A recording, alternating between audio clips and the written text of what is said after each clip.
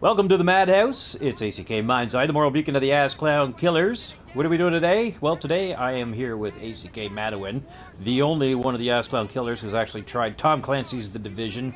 He sent me a bunch of fucking footage here, so that's probably what you're looking at right now. So basically, this is like a first impressions, because he's played the beta. I didn't get a chance to play the beta because I thought I had to pre-book the game, and I don't fucking pre-book anything. But Madawin has done so he's put in some time on it, about a couple of hours, so... Basically, getting his feedback on what he thinks about it.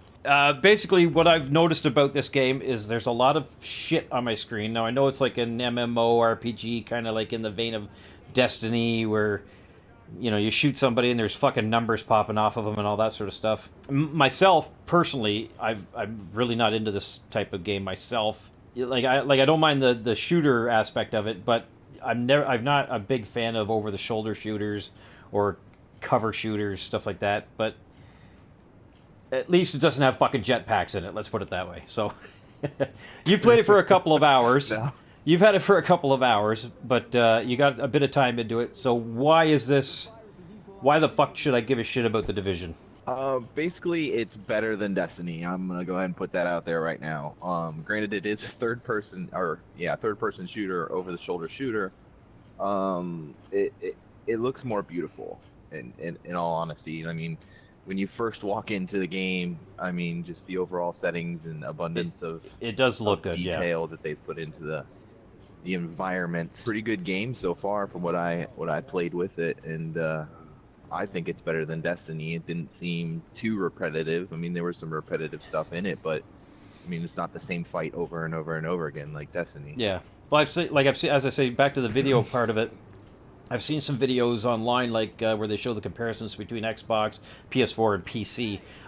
We're watching PS4 footage right now, but it looks nice.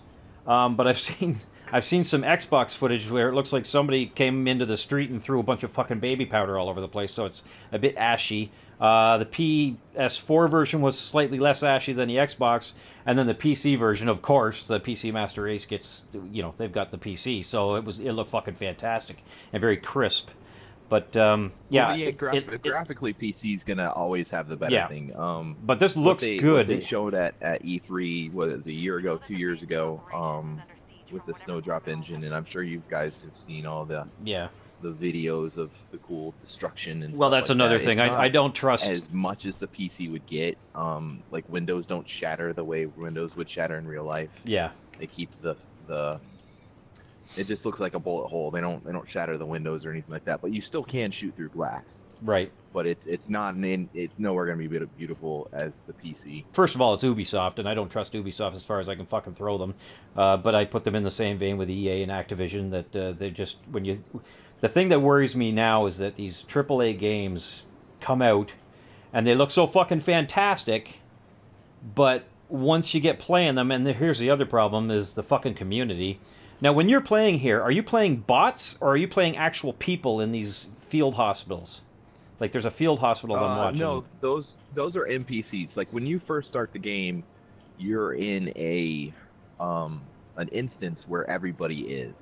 So you can communicate, you can talk, you can form groups, and stuff like that. Once you leave that supposed safe zone, it instanced you into your own world. So you're the only one in that world. Oh, okay. Unless you go to the dark zone or you go back to the thing. So the people that I'm fighting are all NPCs.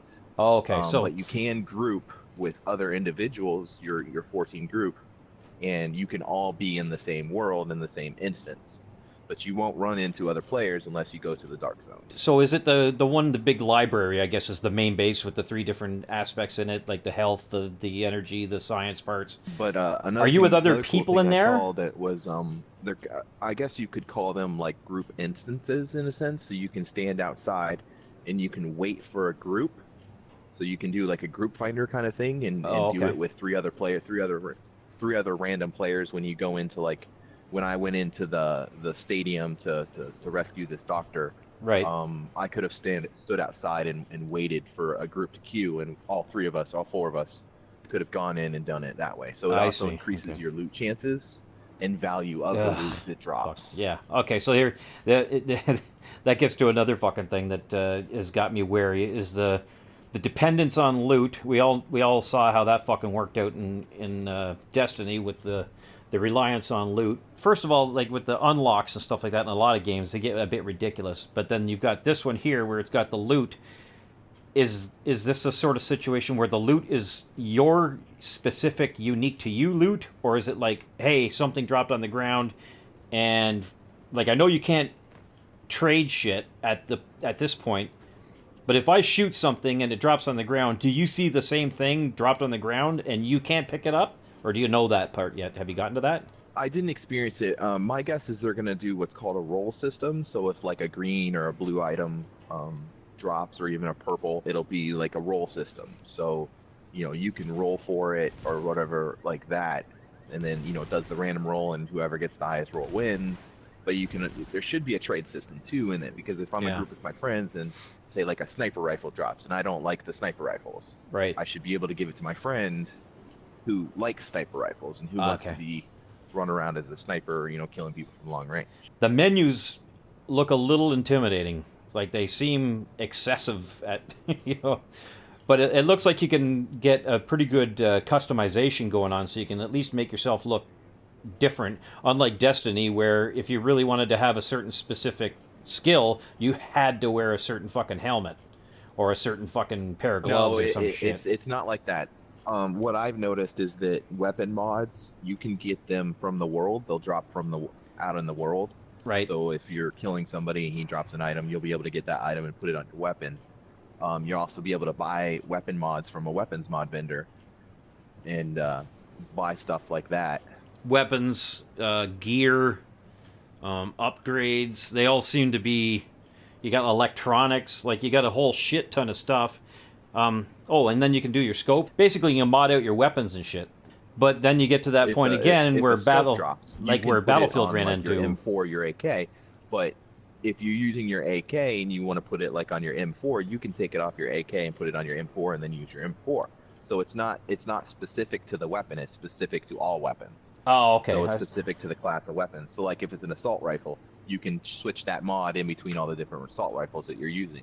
Right. Same thing with handguns, and same thing with sniper rifles. Now, see, that's another aspect that, like, people today want customization, and I can understand that. But at the same time, you run into a Battlefield 4 situation where you've got so many different types of fucking things out there that it's just a load of bullshit, and some of them just get lost, so that the balancing is never proper. It's always a fight to find balance between weapons and scopes and, extended mags and all this other sort of shit. Yeah, what I noticed with the scope is because it's third-person shooter, so what it ends up doing, it actually, if you put a scope on, it actually tightens your crosshairs.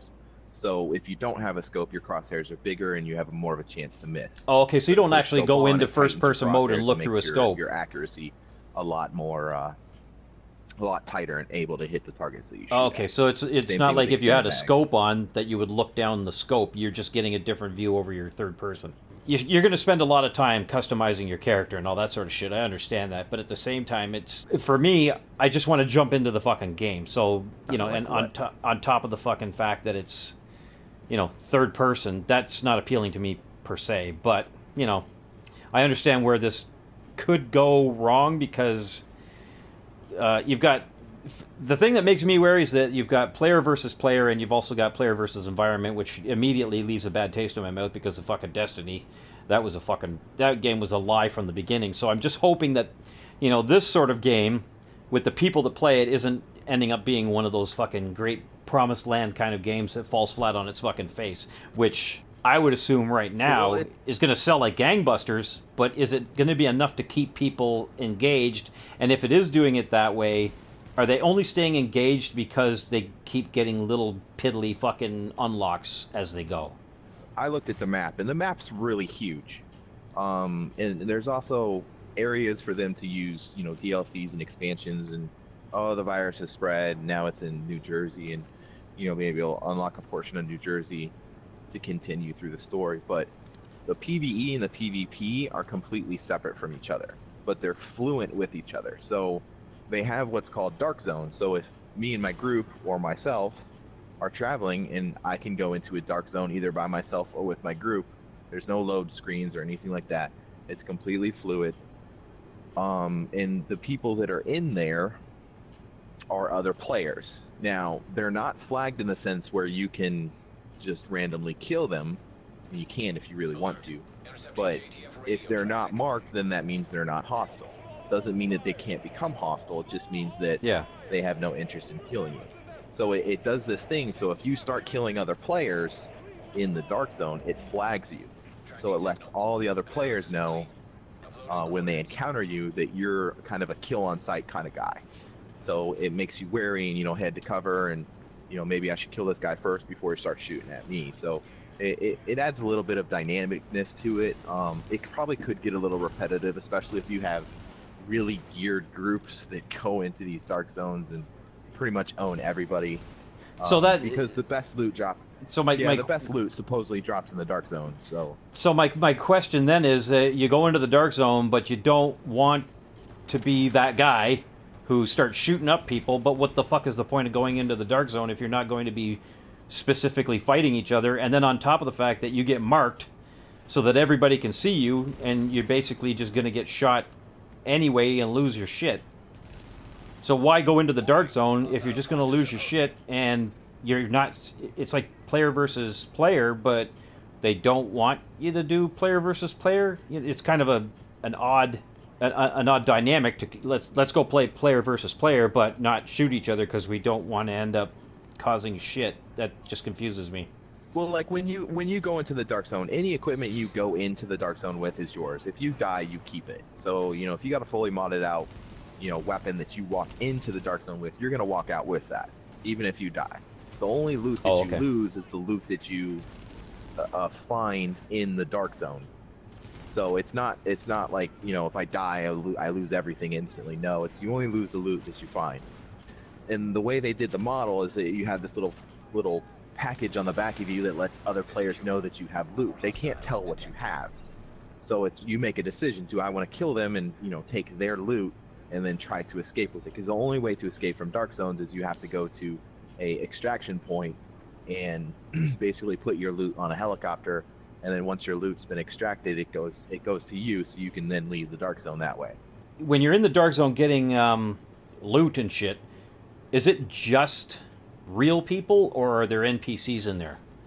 There are NPCs. They do have high-level NPCs in there that also drop loot in itself. You can also find loot in crates and stuff like that.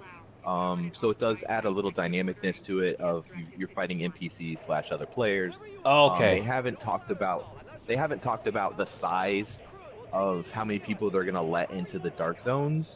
So I mean, you may walk around and never encounter anybody, or you may every corner you go around find another player group or players. Depending on the size that it is, yeah. About that. Okay. Yeah. So that reminds me again about Destiny, where you go in and you fight the aliens, but there could be other people that are not in your party that are in the area. So that's kind of like another, a parallel to the Destiny thing. So that's again, it all depends on the community, because let's face it, the community in a lot of these fucking games are just assholes from top to bottom. I don't know if they have what's called loot locking. I don't know if they have what's called loot locking. So if I attack an enemy first, does it lock to me? And if the loot drops, it's to my group, me and my group specifically. So they haven't talked about, that aspect of loot locking. So it's so if I'm engaging a group of enemies and another player group comes up and kills them before I'm able to, do they get to loot? So they haven't talked too much about that. But I really hope they do have loot locking. Or if it's like a mad scramble for it or some shit. Yeah, okay. Okay, so now, you were mentioning the size of the map, the dark zone. You're not certain how big the dark zone is. I saw a video where the size of the map is about the Manhattan part of the map is about the size of the Grand Theft Auto downtown. So it's nowhere near on the scale of Grand Theft Auto, but it's still a pretty big goddamn area. Yeah, it's pretty big. We were limited to the starter area. In a sense, so we couldn't go beyond that. We were blocked from going much of that. But opening the map, it's pretty big. There's going to be a lot of stuff. What kind of pissed me off a little bit is all the buildings are closed. So if you're walking down the street, you can't go into every single building, and look for loot. So I did notice some repetitive gameplay that could eventually end up to repetitiveness. Like they have these buildings that are called like quarantine zones where you go in, and they have loot inside of them, where you have to like engage these like little sensor thingies, and then run to the roof of another building and, Right. and turn it on and upload the stuff. And Okay. so So I mean, this it gets you XP, but right. A bit. yeah, Of course, like most games nowadays, it's like a bit. You got to throw in some fetch quests, kind of like the Dying Light sort of thing. Go flip this switch so that the lights will turn on and all this other sort of shit. So, that's fine. Well, so we take a look at the gameplay itself. Like, from what I see of the gameplay and the videos that I've seen here and the ones that I've seen online, it's a lot of get behind cover, go for headshots, and like just me personally, the screen seems a bit cluttered with info. I'm hoping and I'm imagining that you can just take like your HUD, that little thing that sits beside you. I would imagine you can get rid of that. I don't know if there's going to be a hardcore mode or anything like that, but the gameplay itself, how does the game feel? Does it feel clunky? Does it feel tight? Does it feel smooth? it felt pretty smooth to me, and like you said, the moving from cover to cover, it's a cover-based shooter. That's basically what it is. You move from Right. cover to cover while you're shooting at your enemies, and you use your cover to flank them. And basically, they encourage you to do military-style tactics in the sense of, take one person, go around flank, get a side shot on them, because some of the enemies, the lower ranked ones, are pretty stupid. Right. But the higher ranked ones are pretty smart. They stay behind cover and they only shoot. So the only way to really get an advantage of them is to draw fire and flank around and cover, flank around and get them from the side. Right. So it does add a little bit of playability to it. Of you have to think about what you're doing, especially if you have a group of players. You're in your group of players. The enemy, the difficulty level goes up. So they're not easy, and they're not they're not stupid enemies in a sense. It was pretty smooth to me. A couple times trying to figure out the grenades, I popped out of cover trying to throw a grenade. so I'm getting shot while I'm trying to throw a grenade and messing that up. So it takes a little bit of getting used to and figure out the controls and stuff like that, because there's a lot of buttons. There's a lot to figure out. There's a lot of information they put on the screen, and they all put it in small ass fucking font and small ass writing. So unless you got a really large TV, you need to be sitting up in front of your TV, because there's just so much text that you can't see what's going on. So now like I've noticed as well that there is a lot of like the bad guys, instead of just making them difficult and smarter, they just make them bigger bullet sponges, because it looks like there's a lot of fucking bullets being used to take some of these fucking people down. Like, you're shooting people in the head and like numerous times, and they still are. Now that's something that can be balanced as the game comes out or such, but is that something that is going to be important to the game, where they want people to live for a long time and get shot over and over again? That's like if I shoot somebody in the face twice, then they should fucking drop, not duck down behind cover and try to shoot me again. But they're gonna drop and die. Your boss fights, they're pretty much the same element as Destiny. They're gonna soak up a lot of bullets. Hopefully not as many bullets as in Destiny, because that was ridiculous. That was ridiculous. Because the one thing that really makes a shooter is the multiplayer. So the fact that you go into the dark zone and it's NPC based as well as first person based, not first person view, but I mean like actual other player versus player and player versus environment at the same time, that worries me too. On top of the fact that Ubisoft is not reliable as far as servers go and all that other sort of shit, so I don't see this game working properly for at least the first few months. Disappointing games last year. Yeah, Ubisoft had a couple of disappointing games last year. Unity Syndicate was a good game, but it didn't have that oomph that earlier Assassin's Creed had. So, well, it didn't sell as well because Unity sucks so bad. I can't think of any other at the moment, but I mean they've had other bad games last year. Yeah. So hopefully they've put a lot of time and energy in this. I think this game's been in development for 3.5 years now. To me, I think what the end game is for them is the Dark Zone, is the PvP area, because I don't think you can get the best loot just by doing just the PvE. That's my biggest worry, is the fact that this PvE, so that's kind of PvP thing worrisome with me, and stuff with the loot-based bullshit, which bugged like me. I said earlier, with the instancing of like going through group missions where you can queue for a group. Would that change the level? Would that let you get the, the extent? Because they've basically said it's not a shooter game. It's a RPG, so it has a Yeah. lot of RPG elements with some first-person shooter stuff. Kind of like With a some modern shooter elements. day kind of Skyrim sort of thing, where it's based more on the RPG aspect than it is on the combat aspect. So that's understandable. I understand what they're doing there. Now, the thing is that we're talking about the sheer size Manhattan, which of course makes it inevitable that there's probably fucking DLC right on the discs that they won't unlock until you buy that extra shit. So you're probably going to see Queens and the Bronx and Greenwich Village and all this other sort of shit added on as DLC later, because let's face it, it's fucking New York. You can go pretty much wherever you want. So a lot of the people are thinking that there might not be a lot of content in the base game. Was that something that you were even able to tell with the beta? Like, did you get a feel like you were starting to get a bit repetitive in the beta itself? Because I heard that there wasn't a lot offered on there. Yeah, it is very limited in what they offered. They offered just one of the first main story mission, and then a lot of like random encounters or random, encounters with other peoples and other random missions, encounter missions and stuff like that. So, I mean, it's too early to tell basically what the scope and size of the content of the missions are going to be. Yeah. So we'll have to wait and see on that one. Well, I think we're guaranteed that. Well, let's face it, it's Ubisoft. It's a AAA game. We're guaranteed to get some fucking DLC, and it's probably like every other fucking DLC that's put out these days it's going to be overpriced. Based on the fact that we're probably going to get a shit ton of DLC on the game because of the Bronx and all that other sort of stuff, Greenwich Village and Queens, that area. With the amount of stuff on the disc and the player versus player and the player versus environment, that sort of Destiny feel, sort of a RPG feel.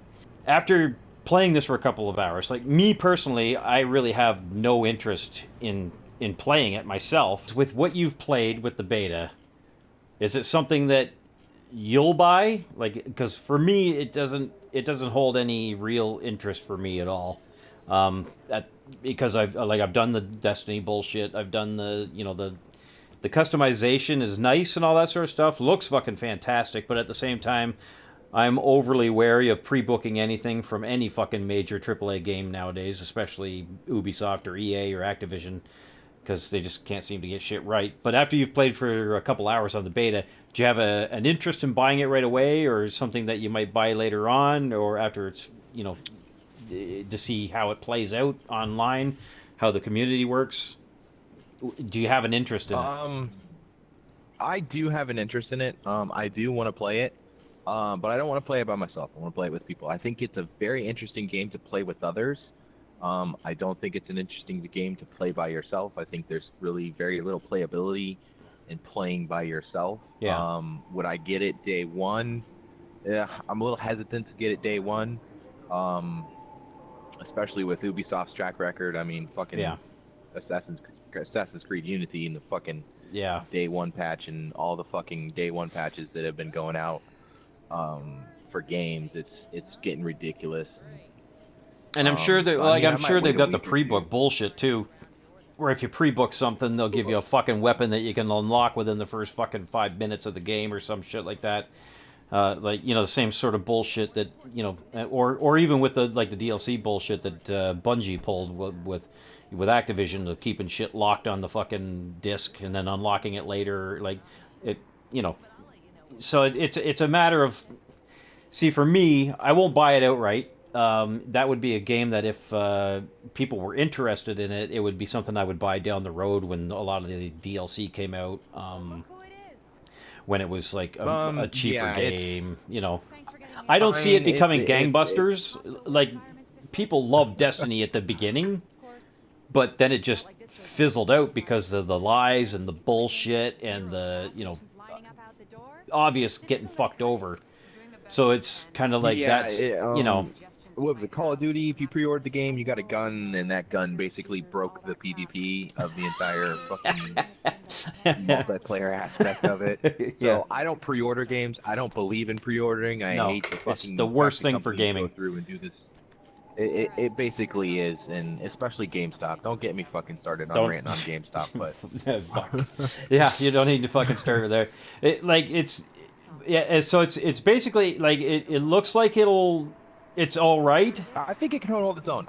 I think it can hold its own. I think it can be better than Destiny, as long as they don't go the route that Destiny went. Like, don't wait an entire year and a half to bring out DLC. You should have the DLC package ready within 3 months. And also Because there's don't people that don't go and fuck beat people games over within on it 2 hours either. of them being released.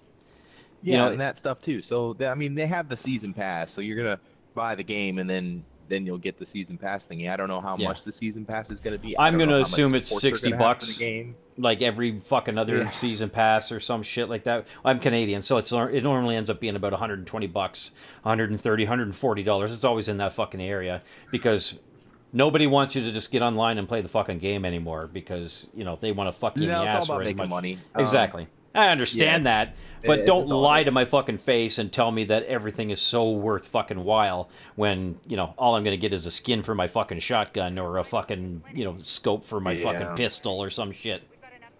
Well, as So long as they don't do the Battlefront DLC bullshit that happened yeah, with that, I think they'll be all right. If you don't like, I'm not gonna pay $120 for a game that's gonna take you years to put out fucking DLC for. So, yeah, I mean, I'll buy the game. I won't buy the season pass, and I'll probably end up buying DLC as it comes out if I do get the game. At yeah. this point, I'm probably gonna get the game within a week or two of release. I don't think I'm gonna do a day one just because with the bad rep that Ubisoft has with quality and stuff like that, of not having testers go through and actually say, hey, this is wrong, you need to fix Yeah. this before release. This character model doesn't have a So face. yeah, I didn't see any glitches. I didn't see any, drops in frame rate or anything like that. They've also said that you'll be able to customize your UI and your game settings to That increase would be a big thing for me frame because rate. the mess is just terrible. So, the PC Master Race will have all the tweaks they want for their settings and their ultra settings and all that sort of shit, depending on what rig they've got. But like for me, I guess what it is that basically my prediction for this game is it's gonna sell right out of the gate like gangbusters, just like Destiny did. Well, not at the scale of Destiny because the hype machine for Destiny was right off the fucking rails.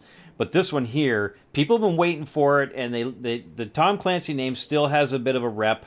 They've been looking forward to this. It looks good. It looks nowhere near as good as the fucking trailers we've seen. But for me, I think it's going to come out of the gate, good sales, and then people are going to slowly realize, oh fuck, this is more of the fucking Destiny sort of formula, but it's a modern day thing, and there's no jetpacks and all that sort of stuff. But the mixing of the PVE and the PvP for some like myself isn't that much of a draw, and I have a feeling that it'll go from a great robust beginning if their fucking servers work, down to a kind of a mediocre, it's all right, and then they'll get the hardcore guys that will stay with it, and then that'll basically be the gist of the entire game. Those guys will remain, and that'll carry it through. But anyway, thanks to ACK Madawin for playing the beta with us and getting some ideas and some thoughts out on here. A little bit of a technical issue, but other than that. You survived another round in the madhouse? Make sure to lock the doors behind you. It's ACK Mind's Eye. Later.